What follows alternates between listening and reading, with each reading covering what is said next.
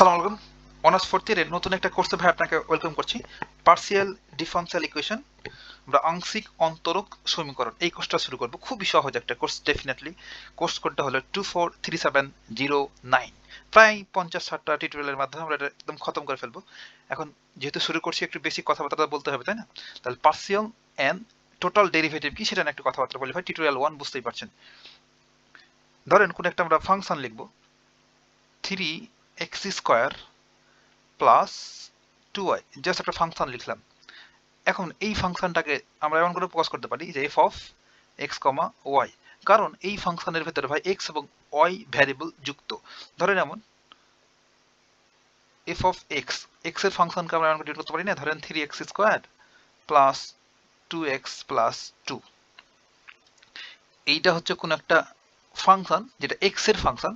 এই ডান পাশে দেখেন x ছাড়া কিছুই নাই, তাহলে এটাকে f অফ x দ্বারা ডিনোট করতে পারবো। কিন্তু এটাতে দেখেন x ও ভ্যারিয়েবল আছে এবং y ভ্যারিয়েবলও আছে, তাহলে আমরা এটাকে বলতে পারবো f অফ x, y এর ফাংশন, তাই না?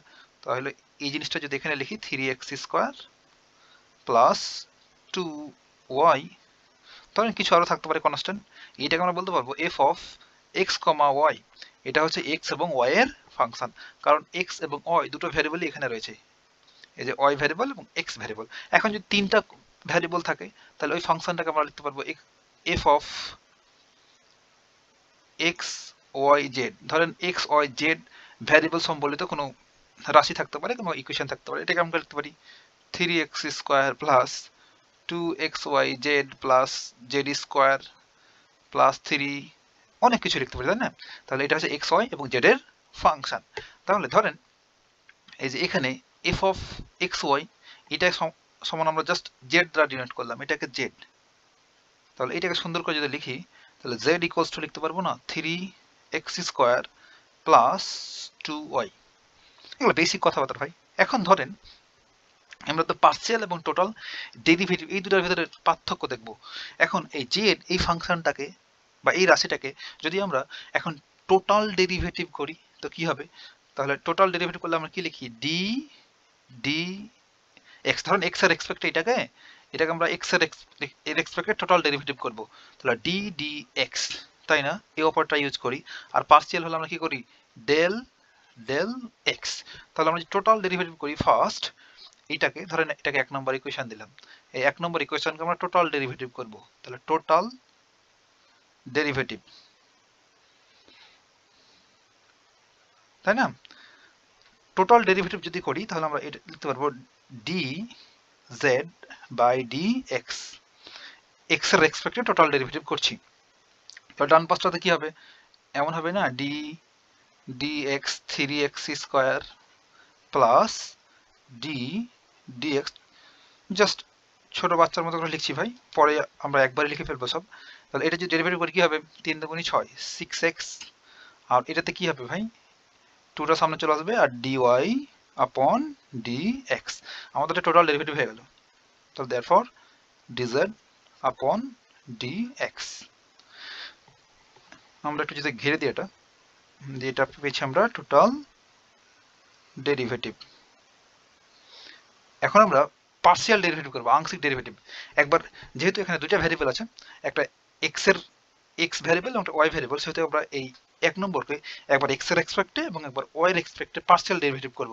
আর এখানে যখন আমরা এই এই ইকুয়েশনটাকে 1 নম্বর ইকুয়েশনটাকে এক্স এর সাপেক্ষে টোটাল ডেরিভেটিভ করলাম ভাই, তখন এখানে আমরা ওয়াই কে ধরে নিই, এই ওয়াইটাকে আমরা ধরে নিই ডিপেন্ডেন্ট ভ্যারিয়েবল অফ এক্স, এক্স এর ডিপেন্ডেন্ট ভ্যারিয়েবল, অর্থাৎ এটাকে আমরা এমন করে লিখতে পারি Y of x.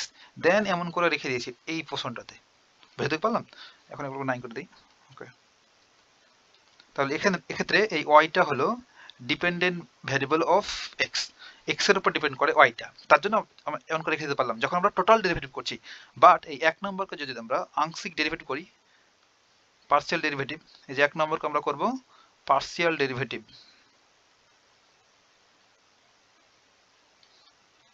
Partial derivative, partial derivative যদি করি ফার্স্ট আমরা এক্স এর রেসপেক্টে করব, তাহলে ডেল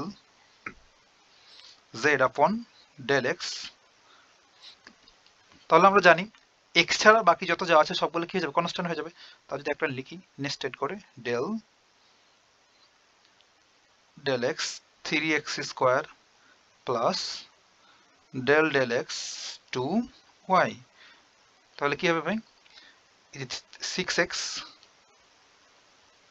তাই না, x এর রেসপেক্টে করছি, পটা সামনে পার থাক এক বাদ, তাহলে 3 দুগুণী 6x প্লাস, এবার দেখেন যখন পার্সিয়াল ডেরিভেটিভ করব তখন যদি x সম্বলিত কোনো টার্ম না থাকে তাহলে সেটা কনস্ট্যান্ট হবে ডেফিনেটলি, তাহলে 6x প্লাস 0, তাহলে এইটার আনসারটা হবে আমাদের সিম্পলি 6x। তাহলে partial derivative of z with respect to x equals to 6x। এইটা যদি এখন আমরা y এর রেসপেক্টে করি, z কে partial derivative del z del y equals to হবে এই যে del y 3x square plus del y 2y।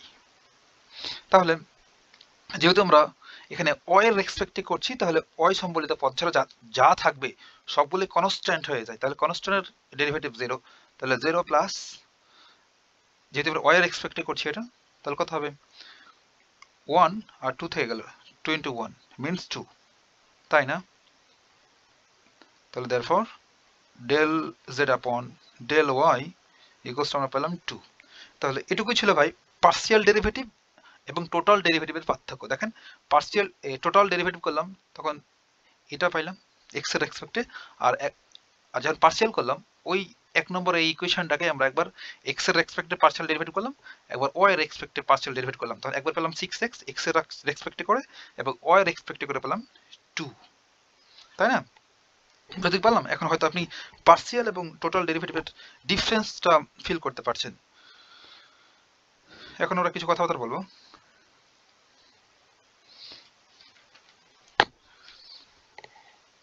ধরেন কোন একটা ফাংশন z যেটা x এবং y এর function f of x, y, একটু আগেই যেমন বলছিলাম ভাই, ধরেন এমন একটা ফাংশন যে x square plus 2xy plus 10 equals to 0, এই ফাংশনটাকে আমরা লিখতে পারি এভাবে f of x y equals to 0, এটা হচ্ছে x এবং y এর ফাংশন বা x এবং y ভ্যারিয়েবল সম্বলিত ফাংশন। ঠিক তেমনি আমরা এখানে ধরে নিলাম যে, সরি এটা একটু সুন্দর করি, ওকে, f of x, y সম্বলিত একটা ফাংশন, ওকে। এখন আমরা এই জিনিসটা এখানে লিখলাম, আর ধরেন এটা সময় z বলছি z, তাহলে z of f of x, y লিখতে পারিস, সমস্যা নেই। তাহলে এইটাকে এই z এই ফাংশনটা হচ্ছে ডিপেন্ড করছে কার উপর ভাই, x এবং y ভ্যারিয়েবলের উপর। তাহলে আমরা বলতে পারি এখানে x এবং y এই দুটো হচ্ছে ইন্ডিপেন্ডেন্ট ভ্যারিয়েবল,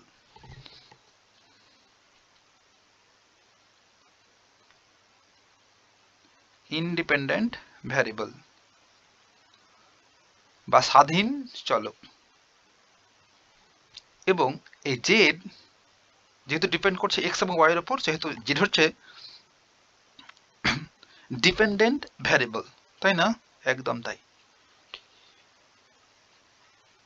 বা অধীন চলক। তাহলে z ডিপেন্ডেন্ট এবং x এবং y হচ্ছে ইনডিপেন্ডেন্ট। এখন ধরেন এই z কে যদি আমরা x এর রেসপেক্টে একবার ডেরিভেটিভ করি তো কি পাবো, very simple, del z upon del x। এই z ফাংশনকে বা x y সম্বলিত ফাংশন z কে যদি x এর রেসপেক্টে ডেরিভেটিভ করি তখন যা পাবো সেটাকে আমরা বলি p, এর ছোটকাল থেকে জানি।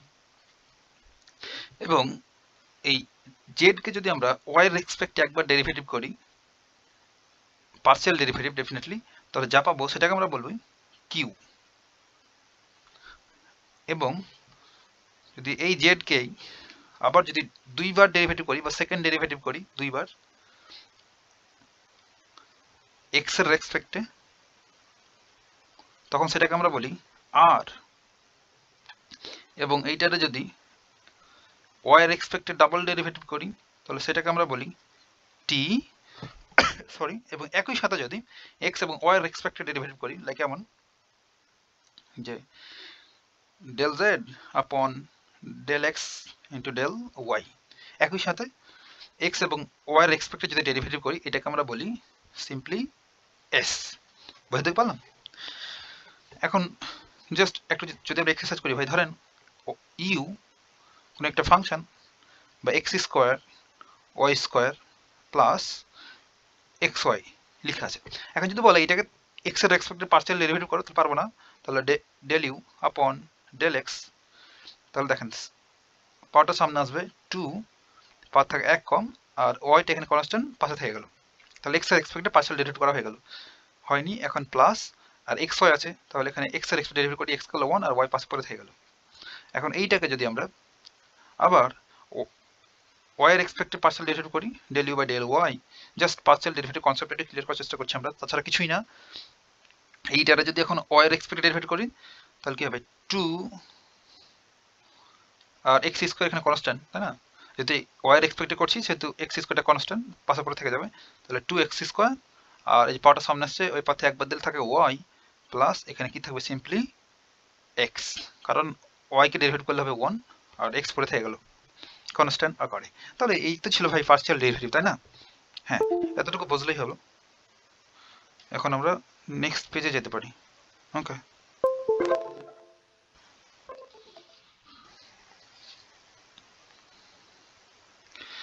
এখন আমরা গুরুত্বপূর্ণ একটা ডেফিনিশন নিয়ে কথা বলবো, অর্থাৎ আমাদের চ্যাপ্টারটার নামই এটা, যে পার্সিয়াল ডিফারেনশিয়াল ইকুয়েশন, যেটাকে আমরা বাংলা বলি আংশিক অন্তরক সমীকরণ।